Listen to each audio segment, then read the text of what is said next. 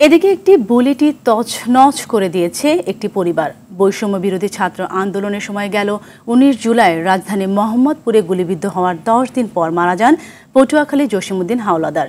ড্রাইভারের চাকরি করে মা, বাবা, স্ত্রী ও ৩ সন্তানের সংসার চালাতেন। তার মৃত্যুতে নিজেদের ভবিষ্যৎ নিয়ে চিন্তিত পরিবারের সদস্যরা।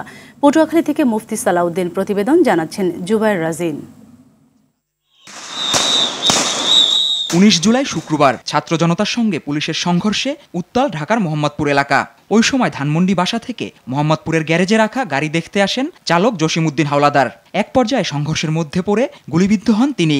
সোহরাওয়ার্দী হাসপাতালে প্রাথমিক চিকিৎসা শেষে তাকে ভর্তি করা হয় মহাখালীর বক্ষব্যাধি হাসপাতালে। সেখানে ১০ দিন মৃত্যুর সঙ্গে লড়াই করে চিরবিদায় নেন তিনি।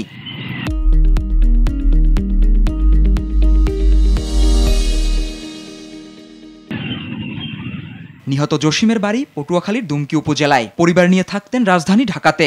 একটি বেসরকারি সংস্থায় ড্রাইভারের চাকরি করতেন তিনি।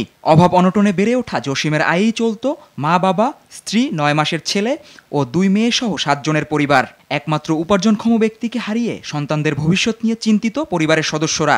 পুরো ফ্যামিলি আমরা তার ইনকাম দিয়ে চলতে, এখন আমার ইনকাম বলতে কিছু নাই। এখন আমার সংসার কিভাবে চলবে আল্লাহ পাকই জানে।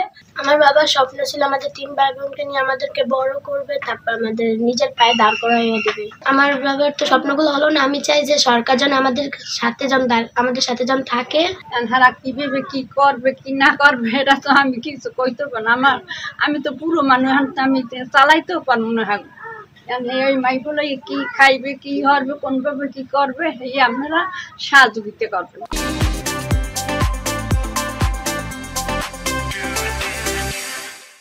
আর্থিক সহায়তা নিয়ে অসহায় পরিবারটির পাশে দাঁড়ানোর আহ্বান জানিয়েছে এলাকাবাসী। একটু পাশে দাঁড়ায় সরকার এই ফ্যামিলিটার।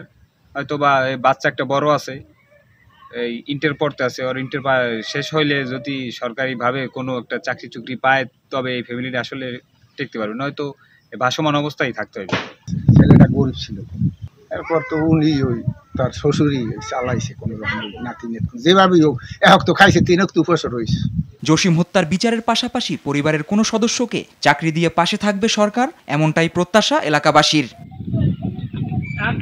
জুবায়ের রাজিন, RTV।